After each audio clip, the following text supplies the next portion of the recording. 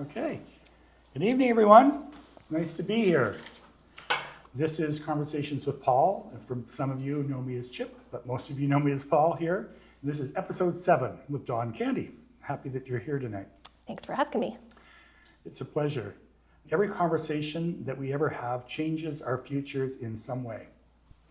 And so before we begin tonight, I'd like to just share a little philosophy about our identities and their shaping. I believe that our identities don't form in isolation and are constantly shifting as we move through life, depending on what relationships are active around us.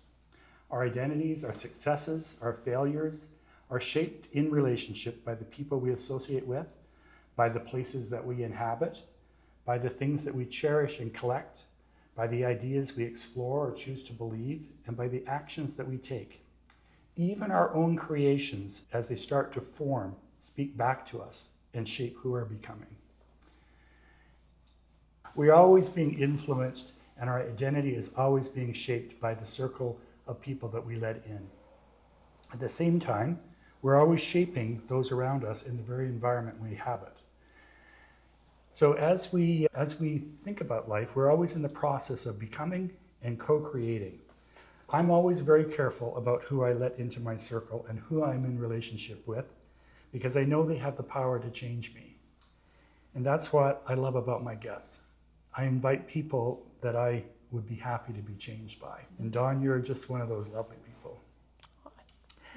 Whenever we enter a conversation as two people, we leave that conversation as two slightly different people, sometimes in profound ways and sometimes in subtle ways. We take some of each other with us into the world.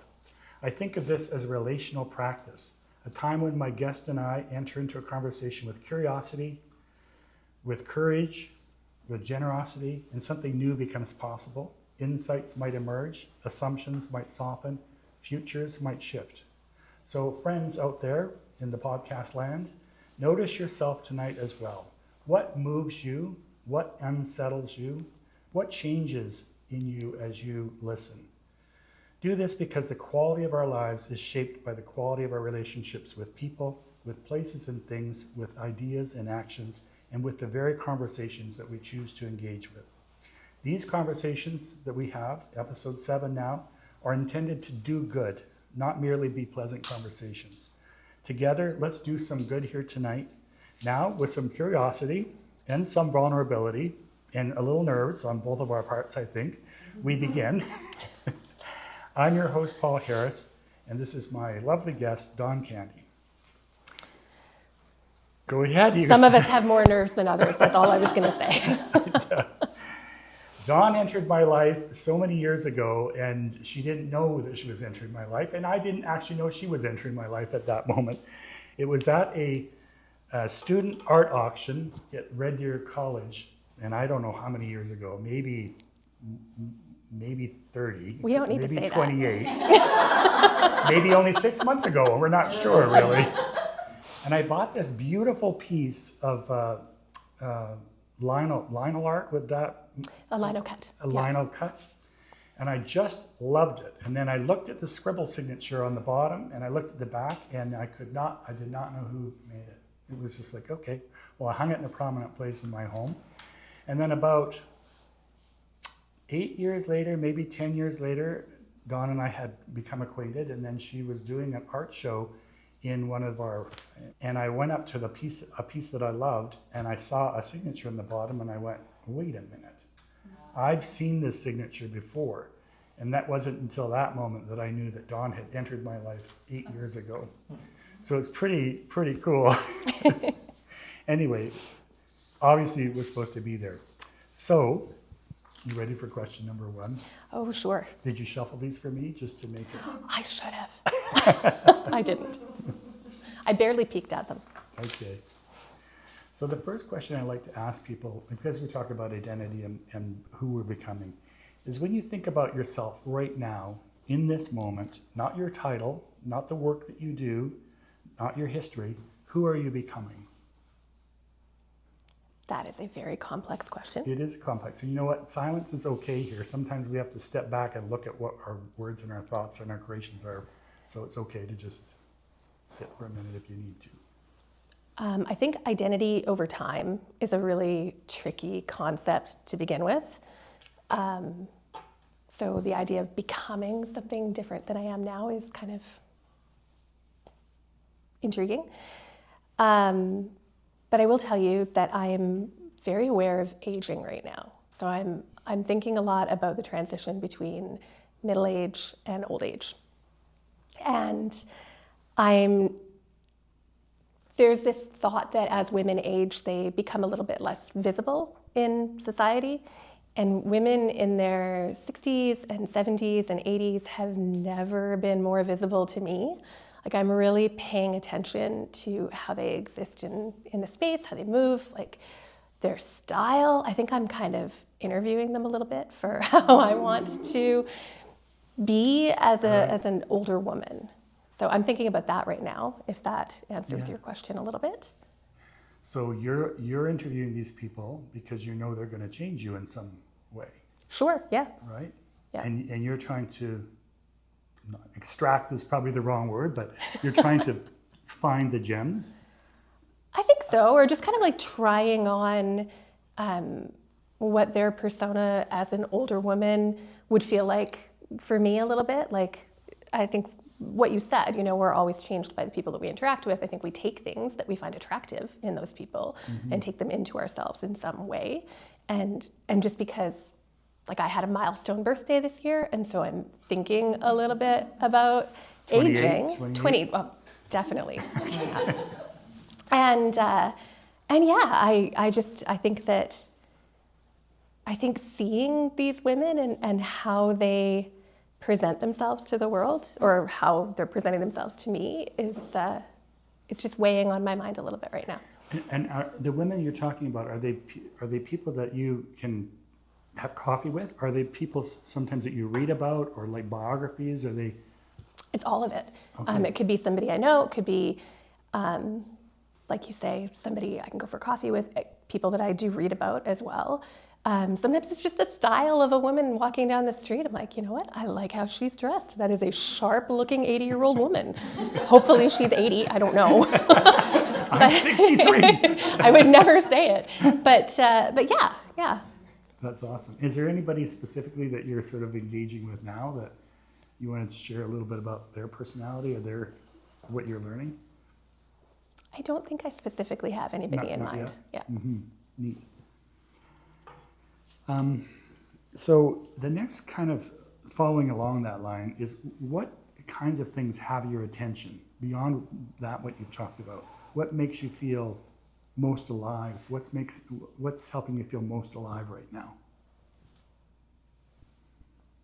I feel like there are a lot of different ways I can answer that question. Pick the one that's most compelling for you.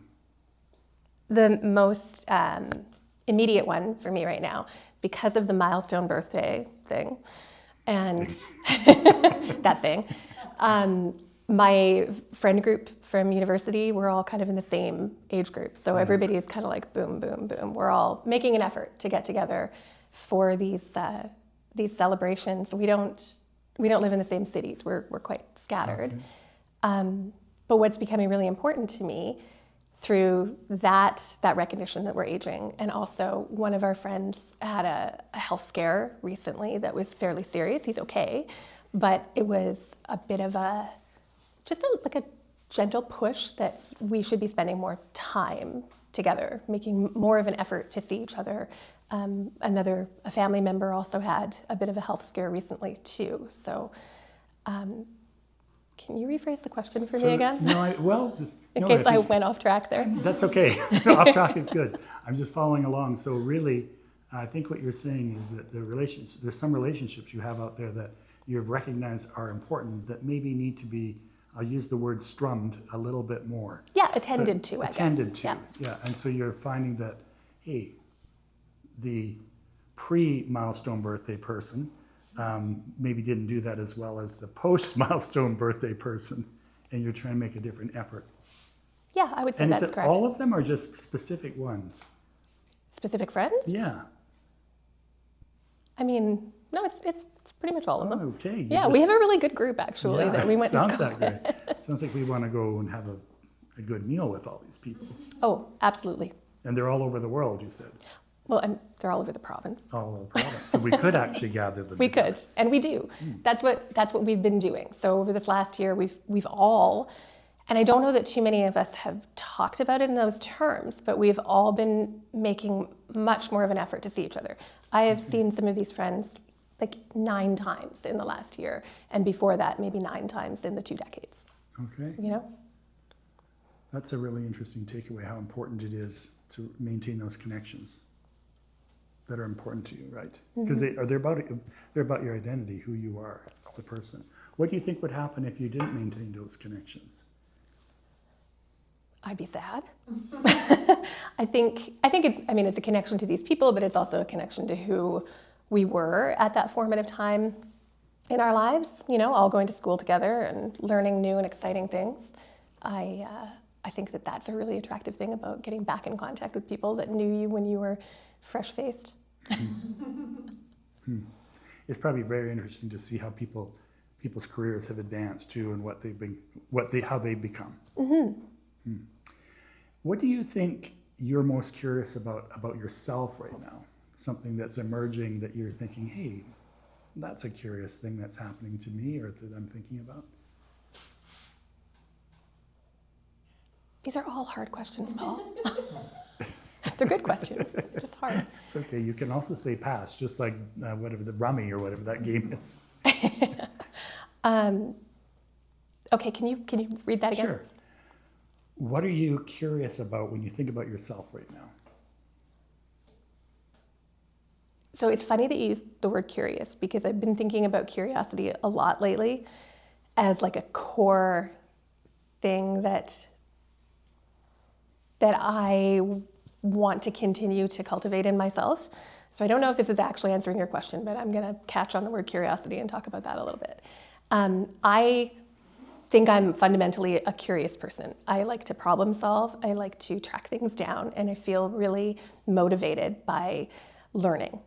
I am worried that as I'm aging, or as I'm getting a little bit more addicted to my phone, as everybody who has a phone probably can relate to, that level of curiosity is waning a little bit. Like, it's something that I have to kind of remind myself to look a little bit deeper or a little bit further into something that I think 10 years ago even I wouldn't have had to give myself that little push. I listen to a lot of podcasts, so a lot of times I am going to say, I heard this on a podcast, but there's a podcast called The Rest is Science with Hannah Fry, and I can't remember the fellow's name right now. But they were talking about curiosity as a trait and how some studies are indicating that we are losing a little bit of our capacity for curiosity because we're getting fed the immediate answer so quickly with the phone, just like scrolling. It catches your interest for a second, it satisfies that interest, and you move on. And so it's like junk food, right? Like, you're just getting this sort of dopamine hit over and over and over in regards to curiosity, and it's dulling your capacity to actually really feel curious and to look into things further. And so I think that it was something I was kind of recognizing in myself, but then hearing that in that podcast, I realized, yeah, I think that's happening to me, and that would make me very sad, because I think that's a really fundamental part of who I am. So curiosity, then think about the work that you do from an artistic perspective. I feel like I'm not in your shoes, but I feel like if I were there, I would be curious about what was happening on the canvas or the pottery or the paintbrush, the end of the paintbrush while it was happening. Is that something you experience? And do you feel like the way curiosity is changing in the world is making you less able to see that? I'm not 100% sure about the second part, but for the first part, I definitely do feel that. And in fact, in your introduction, you were mentioning that things that we create have the capacity to change us as we're interacting with them. And I think about that a lot with my work. I think it's a dialogue.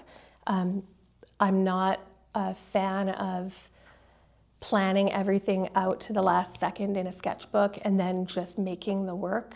I like to come up with an idea, and then as I'm working on the work, respond to the thing that is being created in front of me, like to the thing that's appearing.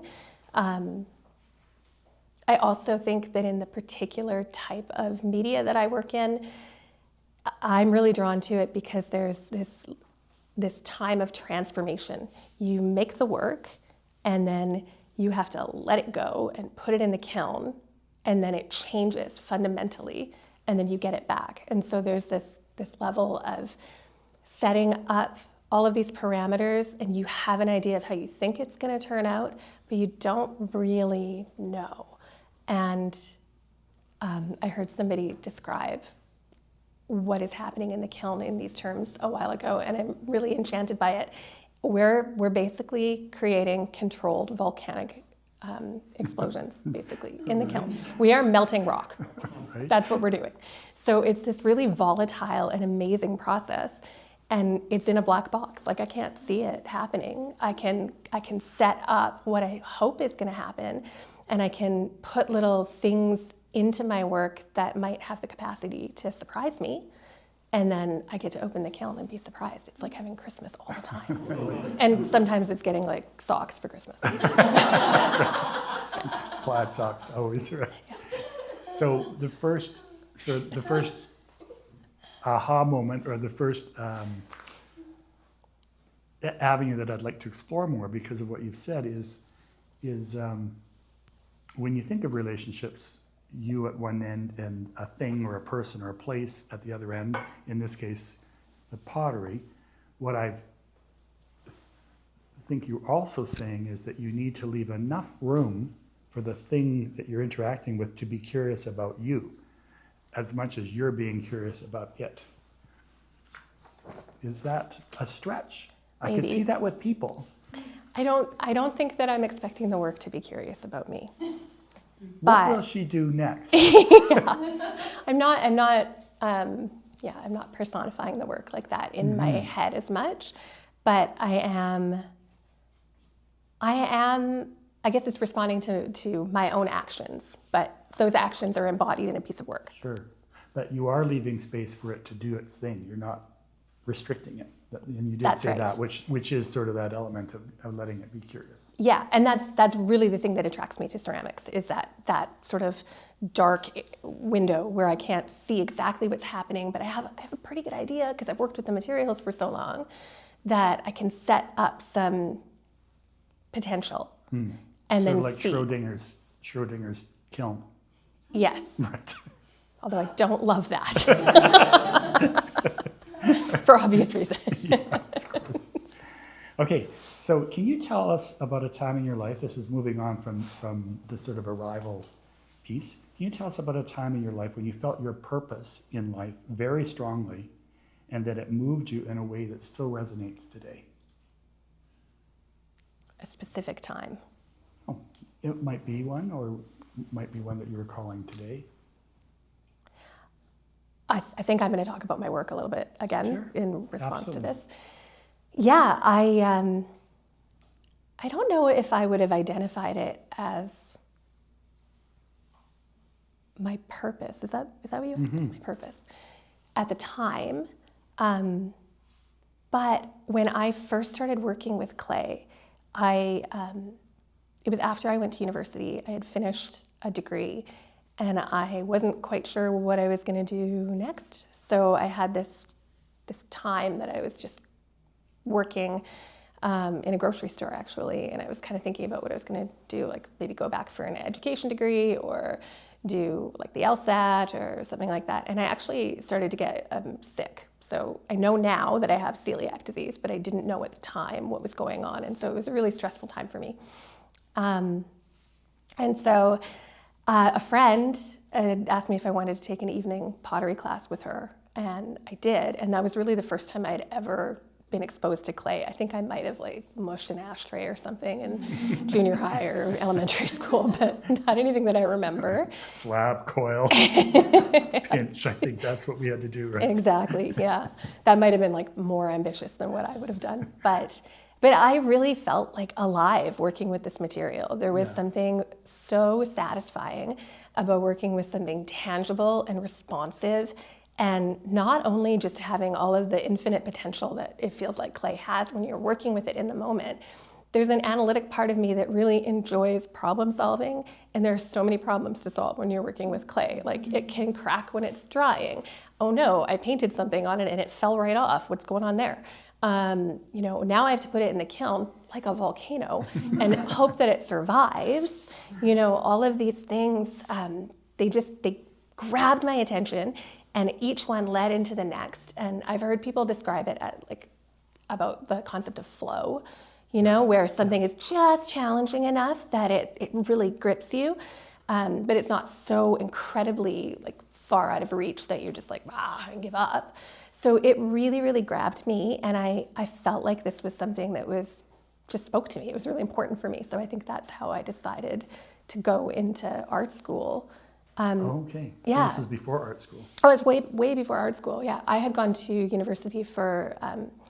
Well, I just took whatever I found interesting, and I ended up with a degree in religious studies and philosophy. And then didn't know what I was going to do after that, and then ended up going to art school. And there was just something so wonderful about being able to think about concepts in an analytic way, but like actually manifest them tangibly. That was really, really amazing for me. And it also helped shut off, because I was sick, but I didn't know what was going on. And so I was really worried, and being able to work in something that absorbed 99% of my energy and attention really gave me some respite in that respect. So you found that being in that flow state actually helped you with other things that were going on? Yeah, oh yeah, absolutely. Do you find your work now, do you find you move into that flow state still? Is that Yeah, not as much, but it definitely still happens. When does it happen the most? I would say it happens, like, specifically like what I'm doing at the time. Sure, yeah. I'm going to guess happens. it's when you're most curious. Well, it still happens when I'm wheel throwing, but it happens on like a different level, because I teach now.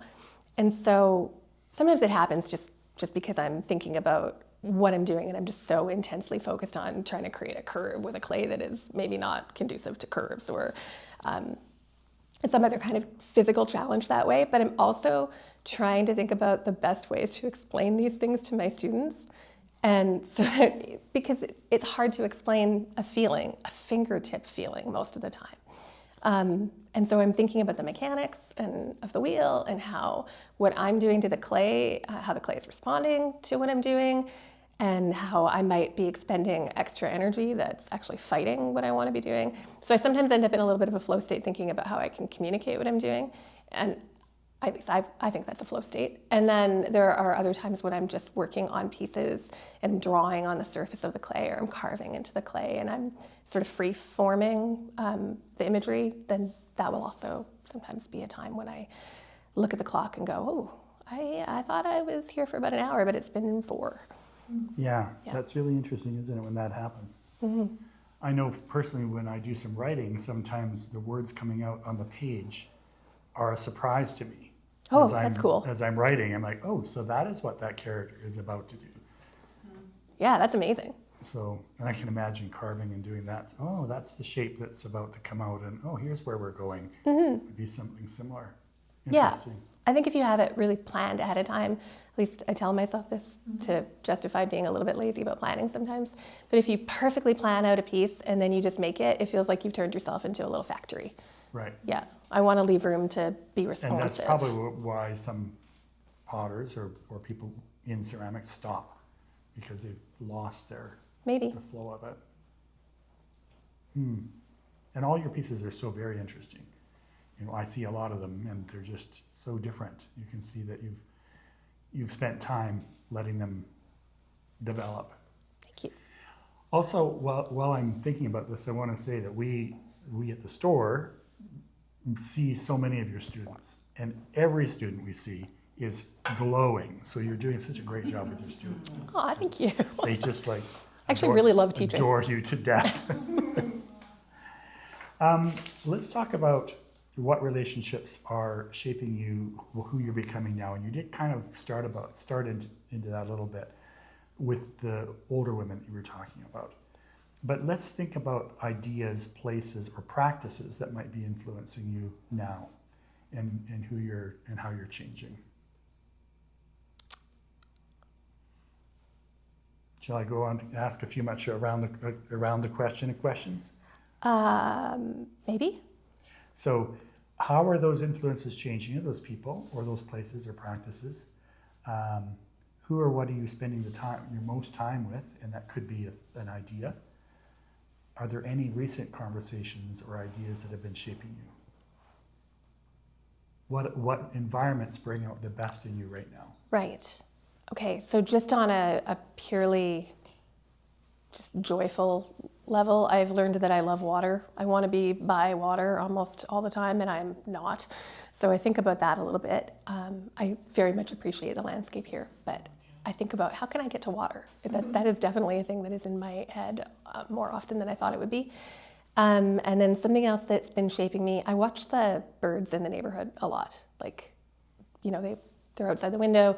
We have a lot of magpies. We have a lot of corvids in our neighborhood. Yeah. I really like crows. I love magpies because they're like crows that don't take themselves quite so seriously.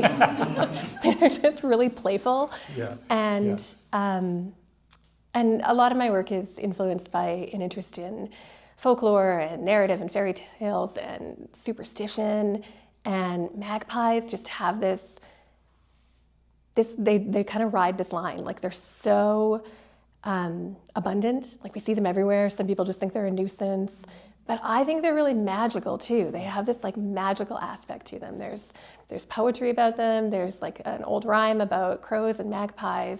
And I tell people this and then I think people think I'm crazy, but I had heard once that if you see one magpie or crow on their own, it's meant to be bad luck, but you can stave off the bad luck by greeting them politely and implying that they have friends nearby. So when I see a magpie or a crow on their own, I'm like, hello, little magpie, how are your friends and family? Which I don't actually believe in the bad luck part, but I do believe in making life charming in ways.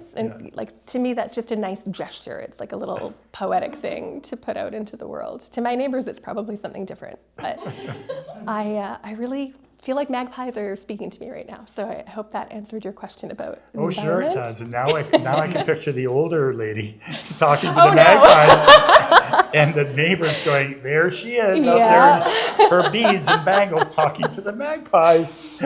That's one possibility. It's a good one though. So here's a question that sort of builds on that relational field, you know, all those relationships that are changing you. Are there some things that you feel like you're having to let go of or just dampen so that your future self can emerge in a little better way?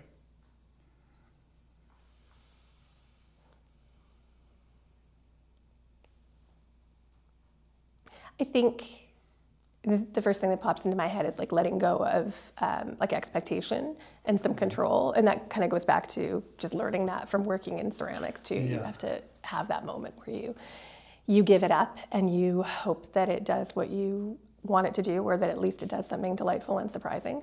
And so I think that is a decent analogy for just living, like just not trying to nail everything down too heavily and just leave room for curiosity and surprise. And I don't. So that whole curiosity thing is really deep for you right now, isn't it? Because it feels like it's what you use to say, yeah, we'll let that go, whatever that thing is, because it's better for me to be curious about it than... Oh, I see what you're saying, and not necessarily track it down. Yeah, I think there's probably something there too. Yeah. Sometimes it's just nice to let there be some mystery.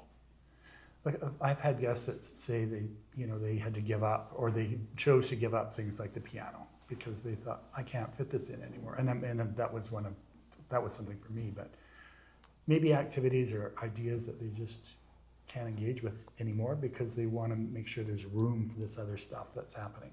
Okay, I do have a better answer now. Okay.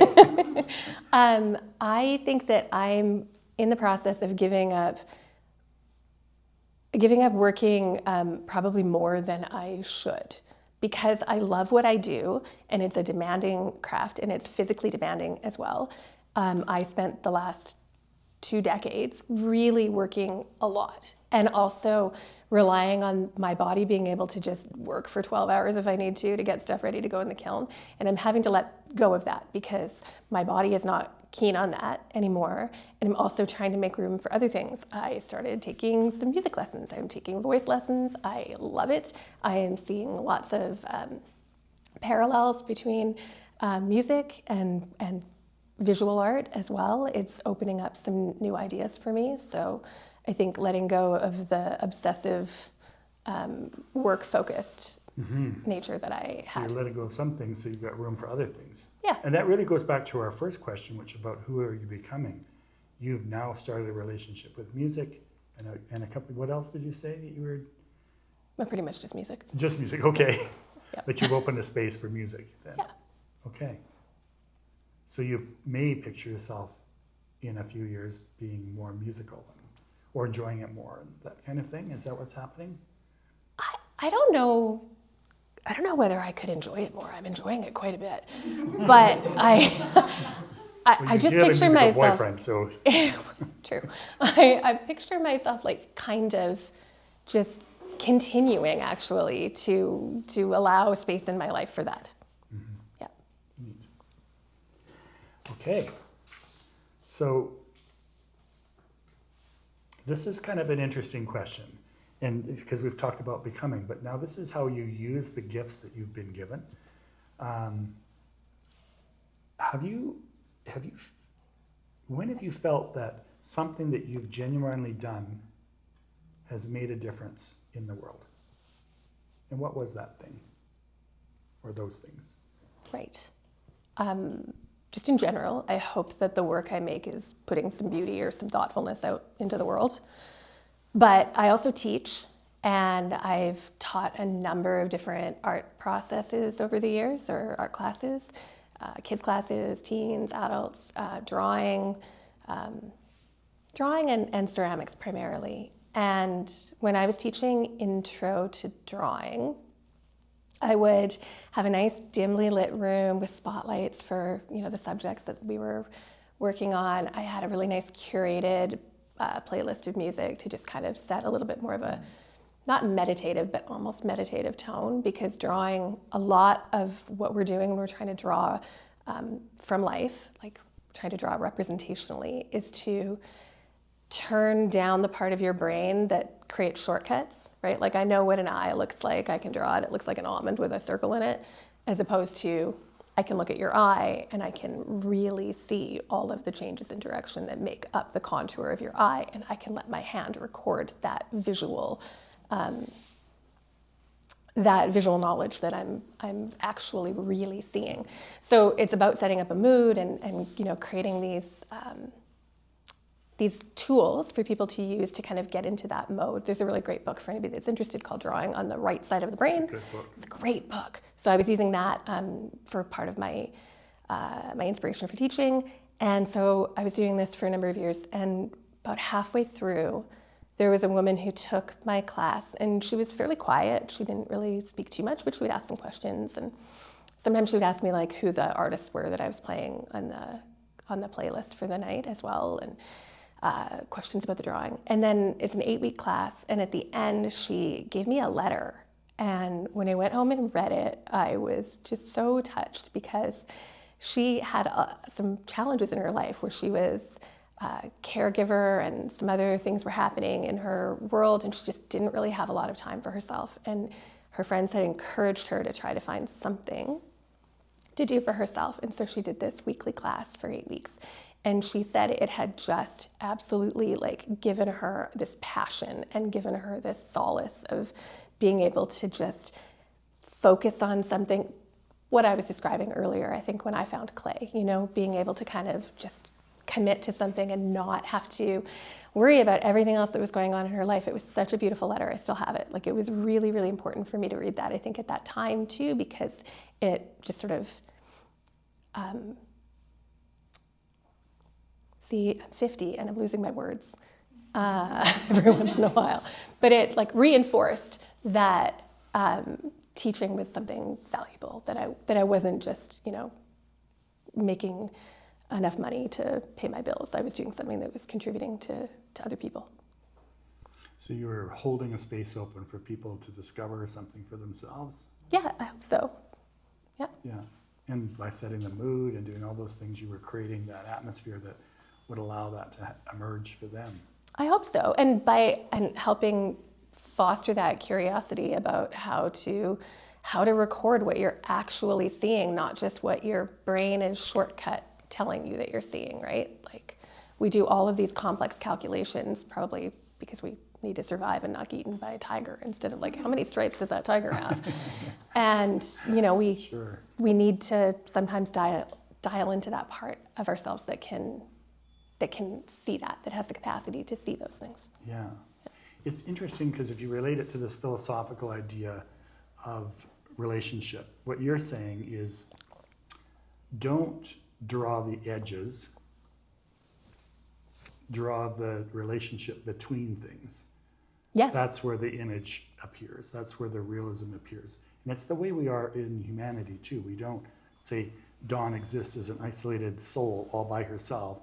She is a composite of all of the relationships she's ever been in, and her work together, or each of us is like that, which is why a conversation like this changes the room and changes each other, because we're not edges. We are that relational field in between things. It's really interesting, I think. Yeah, even physically, like we're exchanging gases with the environment all the time, we right? have edges, but we really Exactly. don't. We're pretty permeable. I wouldn't necessarily say that don't draw the edge, just to be pedantic here. No, cool. I would say don't draw the symbol. So when you draw the a symbol, thing that you think is the edge, or the, gotcha. Yeah. The symbol that you've replaced the like thing with, Exactly. So the stick man kind of, don't draw the stick man. Yes. Is that better? Thanks. Hey, while we're talking about art, you brought a couple of pieces. I wonder if you wanted to show them and do a little show and tell. Thank you. So I did bring some pieces because first of all, I wanted to mention that I have a show that's opening on Saturday at the museum with Trudy Golly and some other artists who were all students of hers. So this is a piece that was an extra. So one of the things that I mentioned, sometimes you get socks on Christmas, sometimes you open the kiln and things are not exactly what you would like them to be. So I have learned over the years that if I have a piece in mind that is going into a show, I make extra. And so I knew that I wanted 2 of these magpie pictures with apples facing each other, creating a little bit of a dialogue. And so I made 4, and I got 3. One of them didn't come out quite so well. But I brought it because I wanted to show a little bit about the idea of setting up potential and then letting the magic in the kiln do its work. With an electric kiln, sometimes that's just a little bit harder than with like an atmospheric kiln that has a combustible fuel, which I won't get into because I can feel like I could talk about that for a long time. Yep. So this is an electric kiln, so pretty much you have to really push it to make some magic. I think I'm echoing when I get it under me.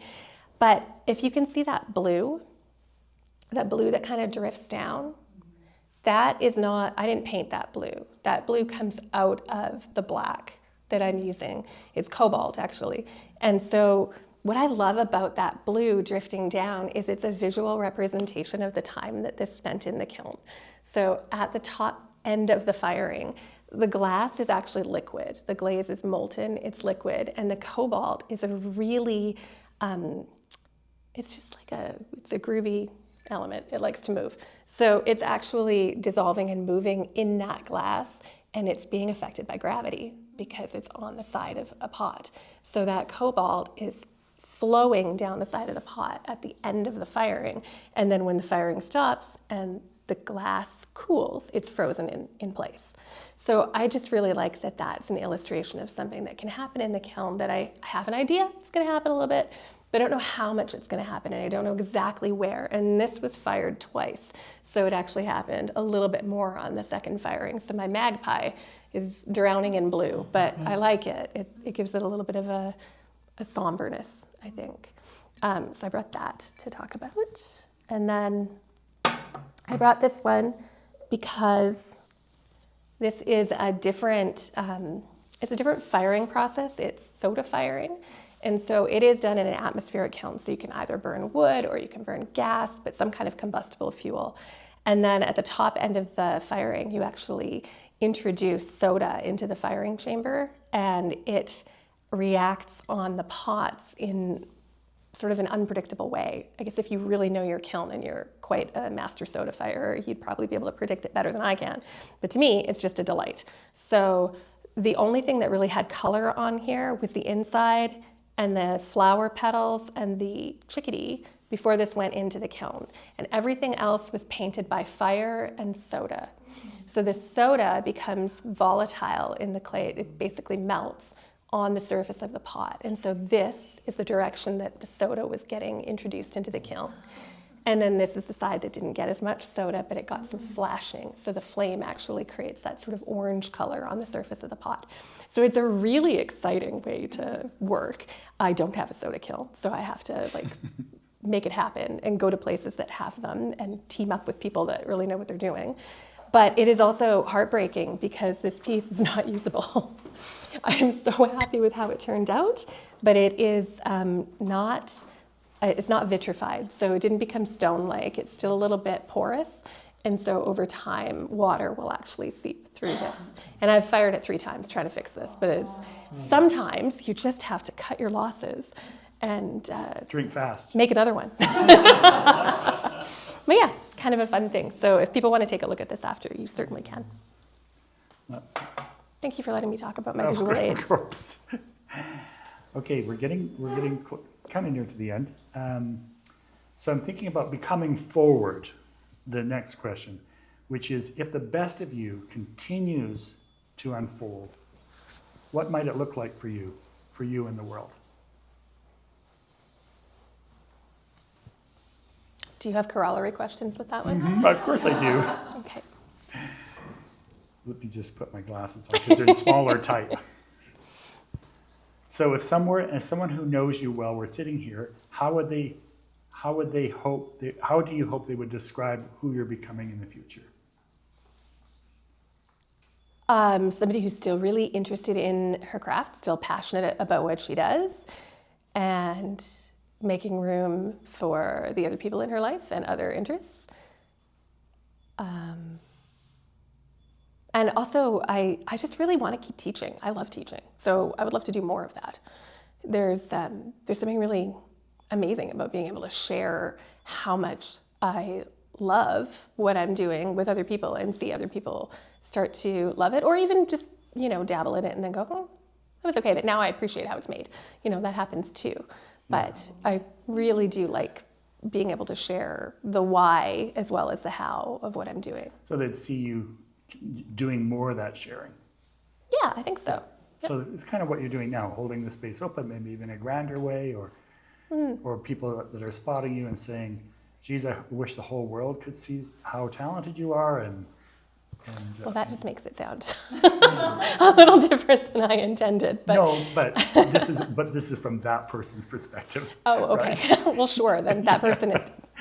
What do you hope most for your community, your family, and friends? Oh, I guess I hope everybody stays in good health, obviously, and I just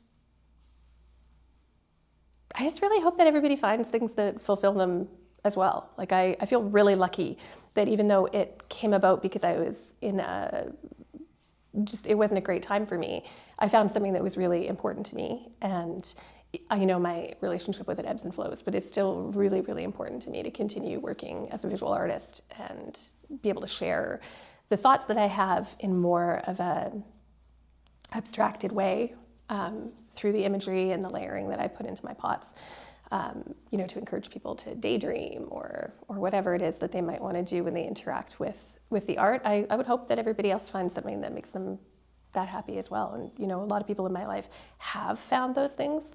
And so just to continue to encourage them to explore that. I like that because now we're really getting a picture of this older woman you're talking about, what she's doing in the world. Great. You were asking. I'm starting to regret sharing that part. Well, you brought it up. That's true.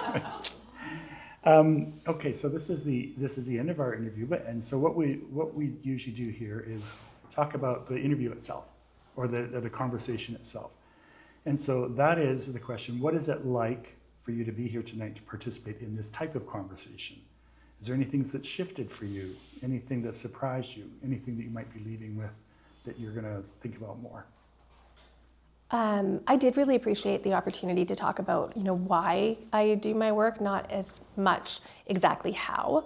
I love sharing how I make my work as well, but it's nice to talk about like why I'm drawing magpies on my pots, for instance, or why I get excited when the blue drifts down, or get really sad when the soda-fired pot doesn't work out.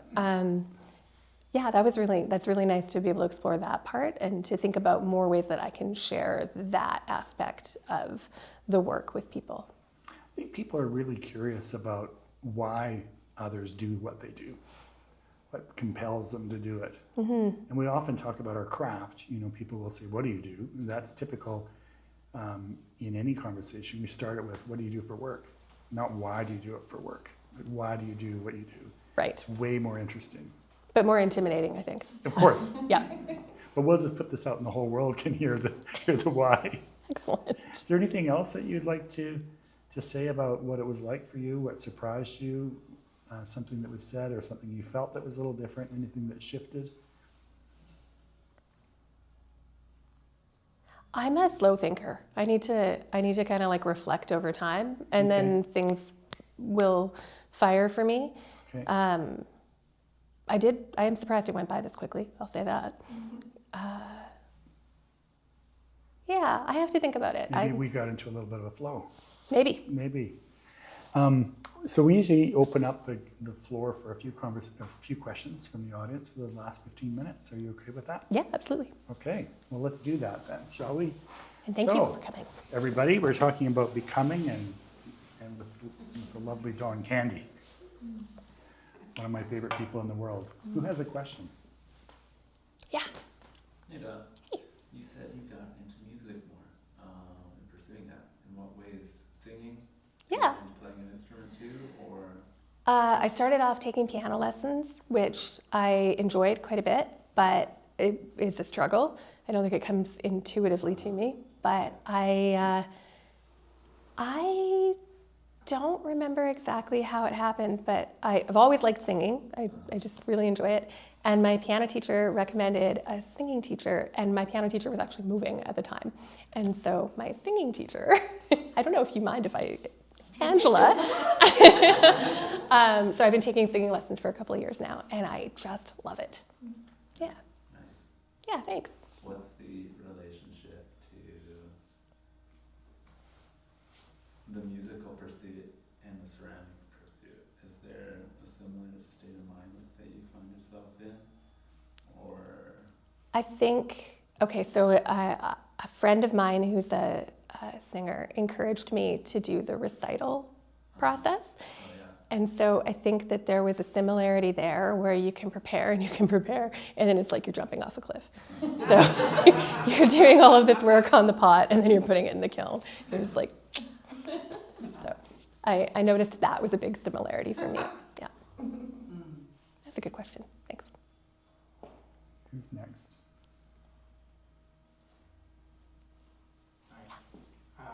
I started my creative journey in pottery a couple years ago, actually with Dawn, and as I've started to create things and have developed a backlog of all kinds of stuff, how do you deal with the fact that like something comes out and it's not how you wanted it?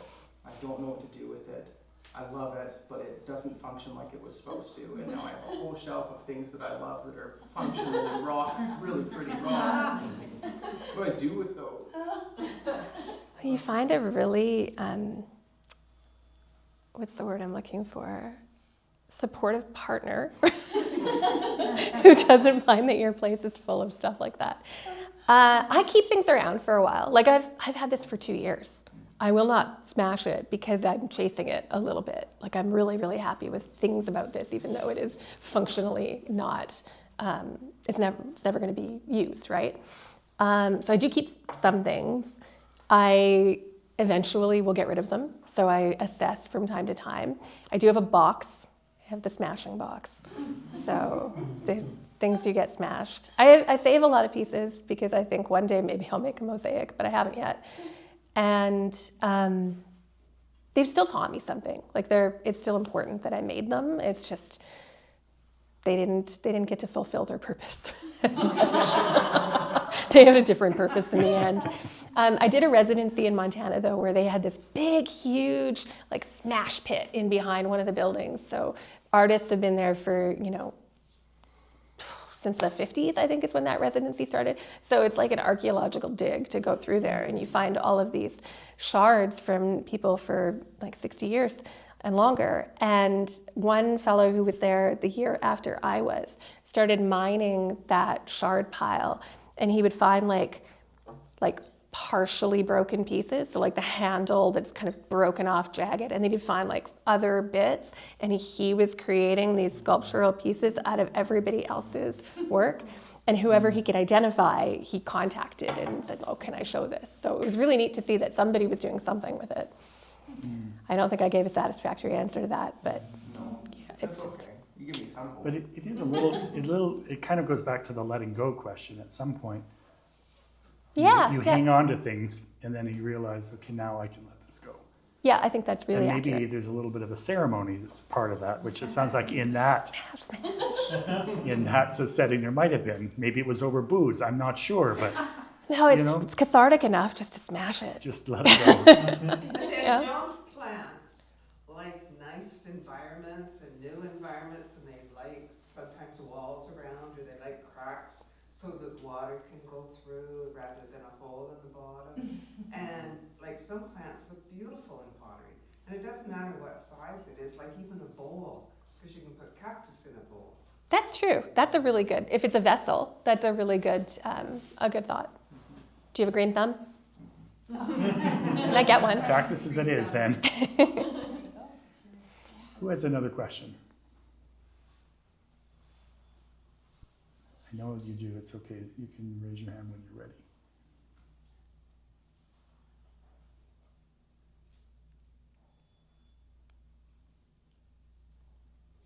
I think they're, I could speak on something, it has nothing to do with hand-thrown pottery, but my parents had a greenware shop in the 80s. So we were selling greenware to studios that were having classes, and it was all just slip cast. But eventually that turned into me working for a wholesale distributor selling all the products. And then a friend of mine started a business, and we were mass producing canister sets, big German shepherds, dogs. But the whole thing that you're talking about creating, for me, I would go into work one day and clean 10 square canister sets. It was the most satisfying thing in my life. And people would look at me like, I have 3 heads, what's wrong with you? Like, but it was just a wonderful feeling to form that and do all these things to it. And it was just kind of wonderful to hear you talk about your passion like that. And I felt that same way at that time. oh, that's wonderful. Yeah, thank you. There's something, like, and you're generating something too, right? Like it's tangible.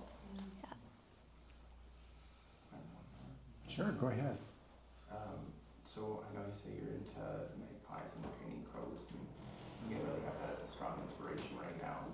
Have you had other inspirations in the past, and then did they end up in like a really satisfying project, or one really good piece that you're like, this is it, I've really mastered snails this year?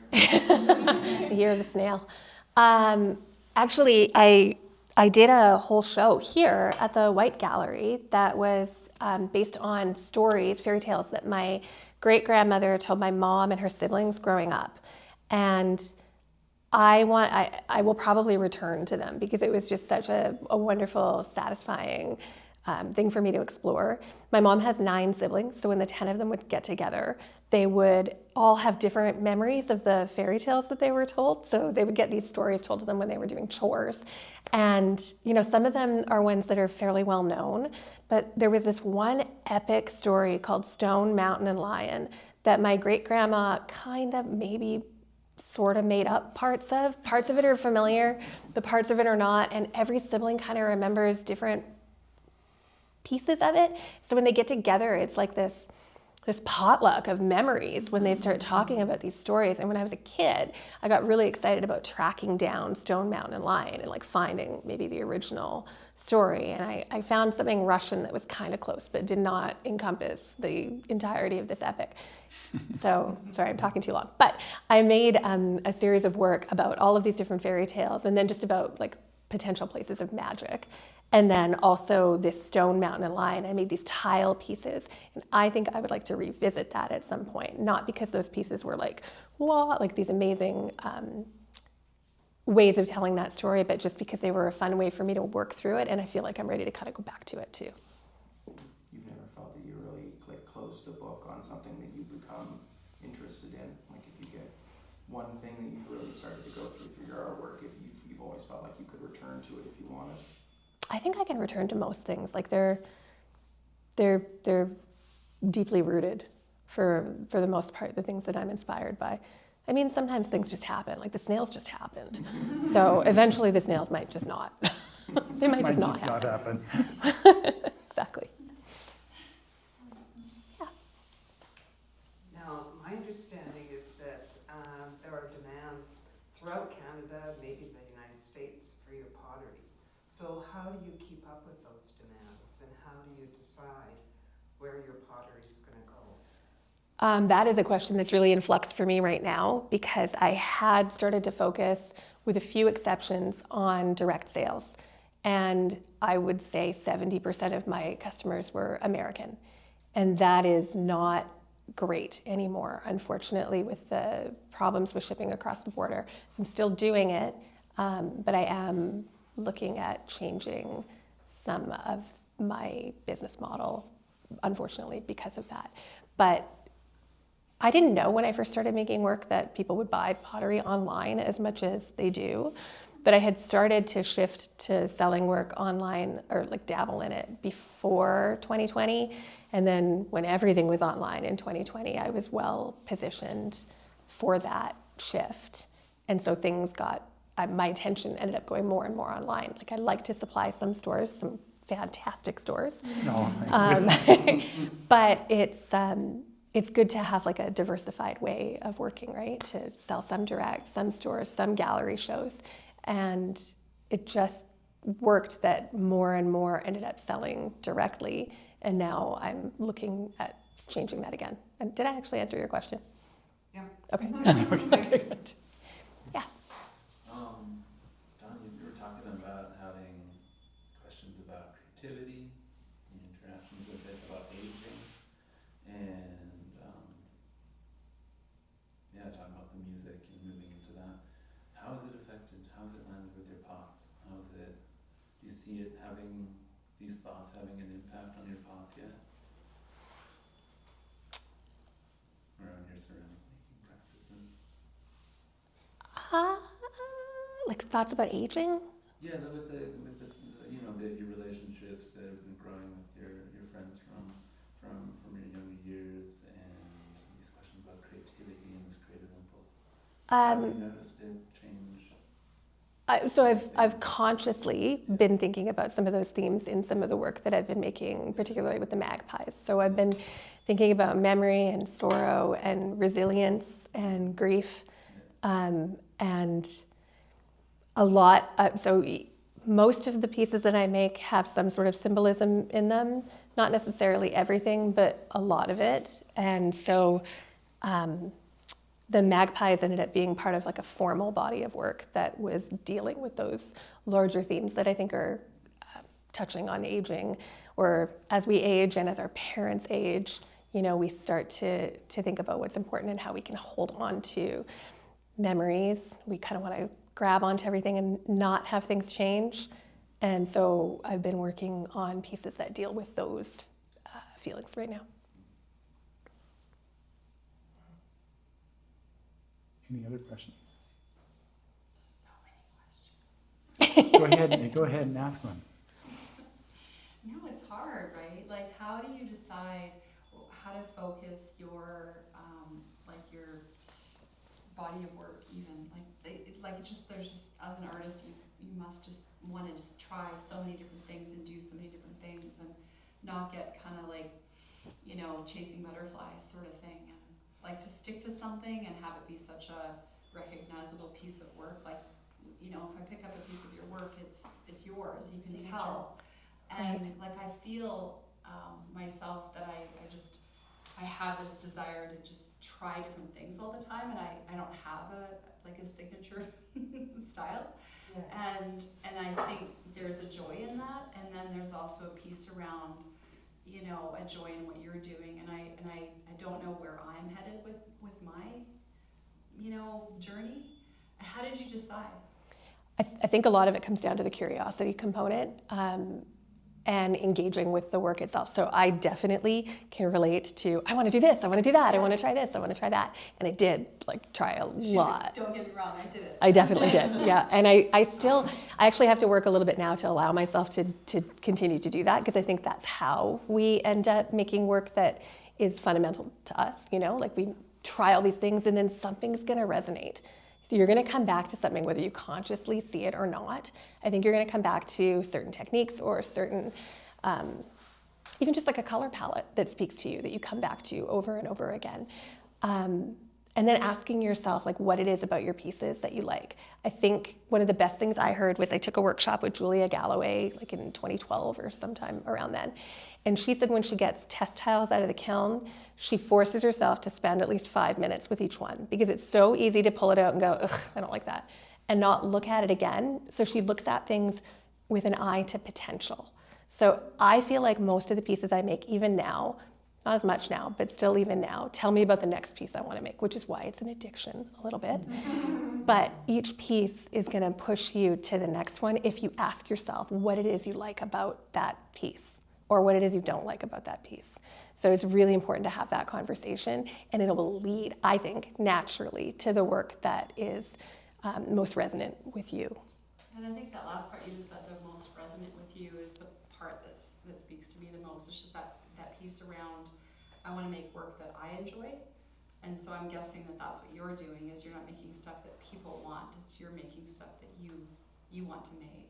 Mostly, yeah. I feel really fortunate that I'm able to do that, Yeah. because you do have to make work that, if you're supporting yourself, that sells too. So there's a bit of a trade-off, but yeah, like I'm just really process driven. Like I like looking at something and wondering what would happen if I reversed the order that I just did that in. And I'm not great at making test tiles, so I waste a lot of mugs. So I have like a lot of mugs just kicking around in my studio.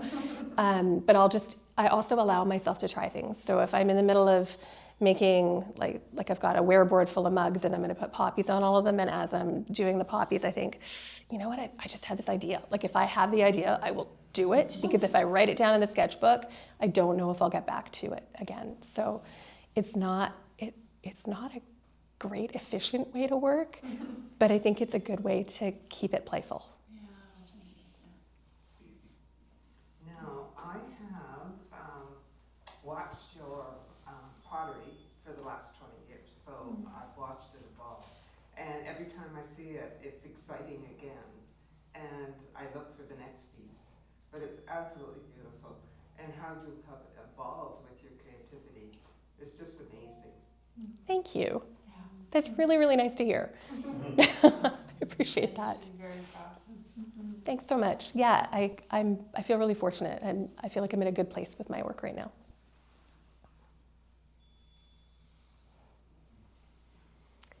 Okay.